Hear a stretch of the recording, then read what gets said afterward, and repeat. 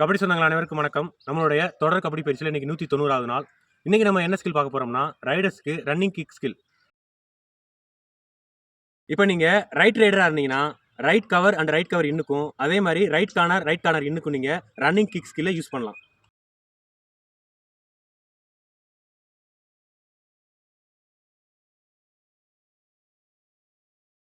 நீங்க லெஃப்ட் ரைடரா இருந்தீங்கன்னா, left cover இன்னுக்கும், அதே மாதிரி லெஃப்ட் கார்னர் இன்னுக்கும் நீங்க ரன்னிங் கிக் ஸ்கில்லை யூஸ் பண்ணலாம். நம்ம ரன்னிங் கிக் ஸ்கில்லை யூஸ் பண்ணுறப்போ ரொம்ப கவனமாக பண்ணணும். பேலன்ஸ் ரொம்ப ரொம்ப முக்கியம். அதை விட ரொம்ப ஸ்பீடு முக்கியம். ரன்னிங் கிக் விடுறப்போ டிபெண்டருக்கு நீங்கள் வயிற்றுலையோ தொடையிலையோ கிக் விட்டு பழகுங்க. என்றைக்குமே தலையில் ஏற்றி பழகாதீங்க.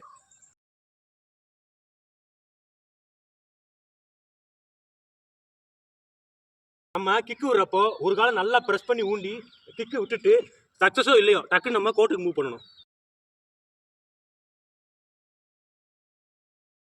இந்த ஸ்கில் பழகிறதுக்கு முன்னாடி முதல்ல லெக்குக்கு நல்லா ஸ்ட்ரெச்சிங் பண்ணிட்டு ஸ்குவாடு, சைடு சிட்டப்ஸு, லஞ்சஸ்ஸு இதெல்லாம் போட்டுங்க.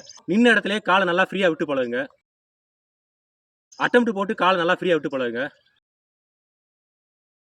ஸ்ட்ரகிள் மூமெண்ட்டில் போய் நல்லா கிக் விட்டு பழகுங்க. சென்டர் இன்னுக்கு கிக் விடணும்னா ரன்னிங்லேயே நீங்கள் ஸ்ட்ரைட்டாக கிக் விடுங்க. ஃபஸ்ட் டைம் பழக வரப்போ உங்களுக்கு கால் வந்து சரியாக வராது. நீங்கள் டெய்லி ப்ராக்டிஸ் பண்ண போனால் ஈஸியாக வந்துடும். மேலும் இது போன்ற கபடி ஸ்கில் வீடியோ வேணும்னா நம்ம சேனலை மறக்காமல் ஃபாலோ பண்ணிவிட்டு அனைவருக்கும் ஷேர் பண்ணுங்கள். உங்கள் அனைவருக்கும் வணக்கம்.